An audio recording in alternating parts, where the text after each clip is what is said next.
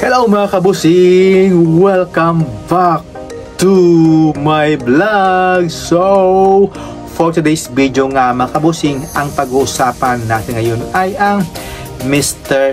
International Candidates nga mga kabusing, na kung saan meron ng pambato ang Spain at ang Indonesia nga mga kabusing. At syempre, ang pag-uusapan din natin dyan kung may laban talaga sa ating pambato na si Kurt Bondad nga mga kabusing, na pangmalakasan talaga ang ibinigay ng ating pambansang Pilipinas para ilaban nga sa Mr. International 2025. Grabe nga mga kabusing. So, before anything else is nice ko muna kayong batiin na magandang umaga, magandang tanghali at magandang gabi nga dyan mga kabusing.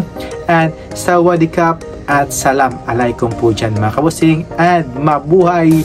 Hello po dyan sa aking mga returning viewers, sa mga aking avid followers nga mga kabusing. So sana ay nasa mabuti kayong kalagayan. So wag na nating patagalin mga kabusing ang ating mainit-init at syempre pinag-uusapan nga ngayon mga kabusing ang Mr. International 2025, na kung saan malapit na ang nalalapit na laban ng ating pambato na si Kurt Bondad para ilaban nga doon sa bansang Thailand. At syempre meron na nga ding pambato ang Spain, na kung saan grabe ang gwapo din to mga kabusing at ang ganda ng katawan.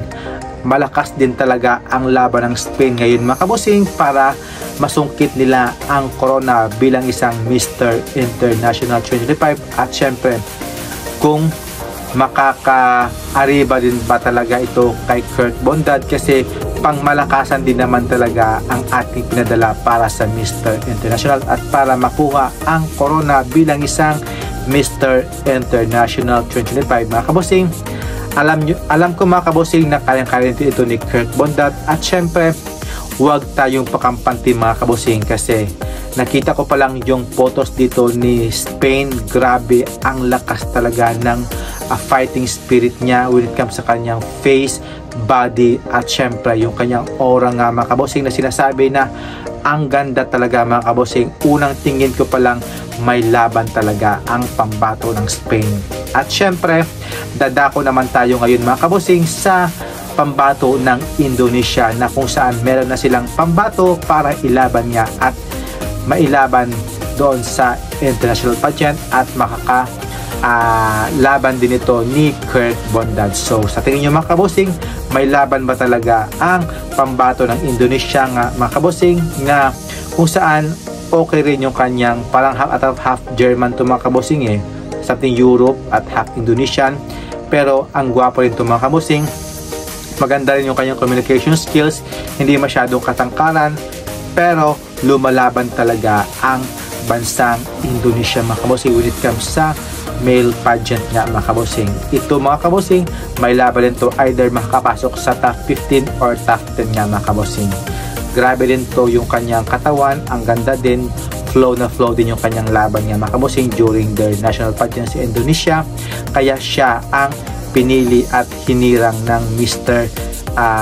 International Thailand nga mga kabusing. So sa tingin nyo mga kabusing, sino ang may laban sa dalawang bagong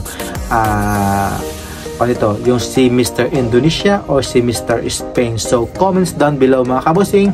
At syempre sa ating pambato na si Kurt Bondad nga, sa tatlo mga kabusing, sino ang irarank nyo mga kabusing as number 1, 2 and 3 nga mga kabusing? So please